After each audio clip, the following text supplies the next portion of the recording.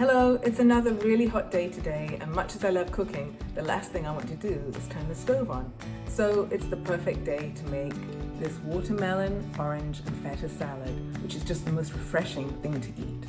The recipe calls for a quarter of a small watermelon and says 6 pounds, but this is really more a formula than a strict recipe. My watermelon was a lot more than 6 pounds, and I'm just going to eyeball the right amount.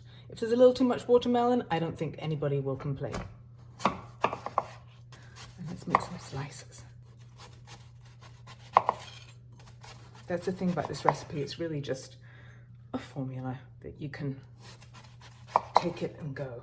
You can double it, you can make half of it, you can make 4 times if you've got a big.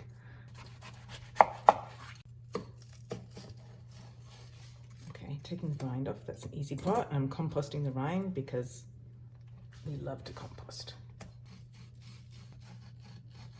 Okay, now I've got the rind off the watermelon. I'm going to cut it just into more rough bite size, not quite so enormous pieces. I mean, nobody's bite is that large, but a bit more manageable so that they can get arranged on the platter and sort of work a bit. I might come back to this later and decide it should be smaller, but I think this is good.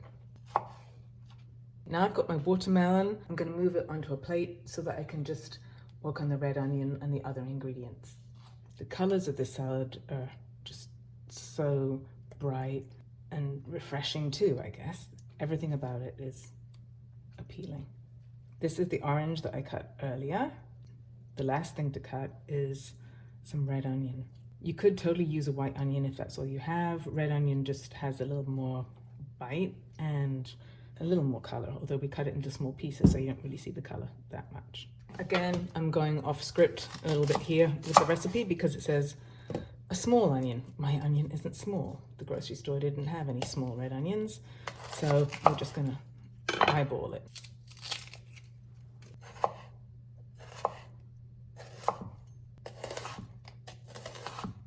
Oh, the color will show nicely.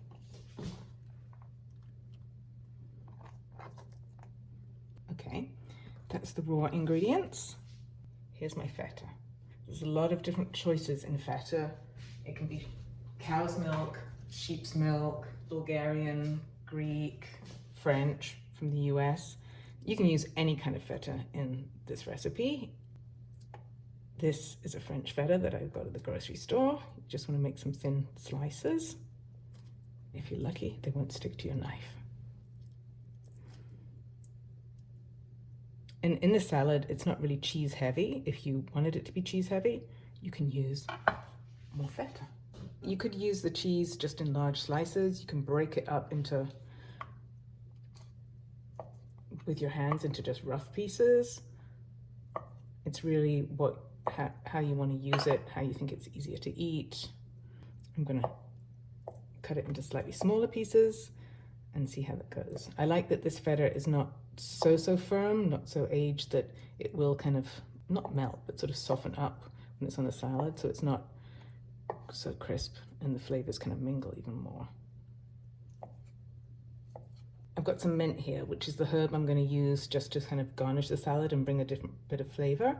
The recipe calls for parsley, but going off script again, it's a use what you have situation. At the grocery store, the parsley really looked tired and old, and I had some mint in my garden, so I thought let's substitute that. I've done it before and it does make a nice flavor. I think basil is also really nice with these ingredients. I think mint takes it more into kind of a, I guess, Greek way with the feta. And you can use the leaves whole, which I'm not sure people really want to eat a whole piece of mint in the way they would eat a whole piece of parsley, or maybe a whole piece of basil. But it definitely looks prettier if it's whole. Okay, we can start like that and see how it goes. And yes, if you like to cut your herbs with a knife, you can do that, but I'm kind of a hands-on cook. Okay, I've got a nice fairly large platter to assemble the salad on. All these nice raw ingredients, and the last thing we need, olive oil. It's a time to bring out your A-game olive oil, and some salt, nice flaky salt, and pepper. So this is the chance to be artful, or not, or just arrange everything. I'm not a food stylist, so I'm gonna see how it goes. I feel like I want more orange than I've got now. I start to put it together. And you can see my pieces aren't all the same size. This is just a freewheeling salad. And one of the things I like about this recipe is you could have it for a snack.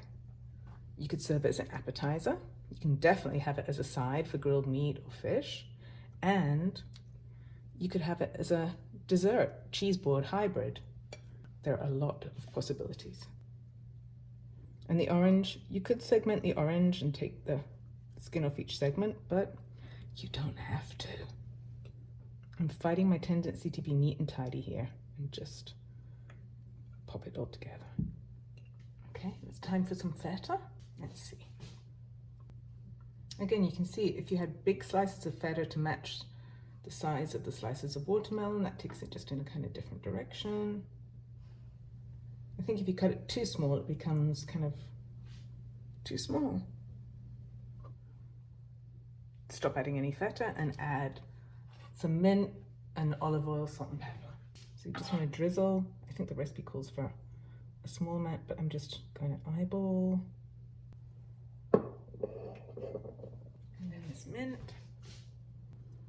It smells just delicious, like you just want to start eating. And if anybody doesn't like the mint, they can just take it off.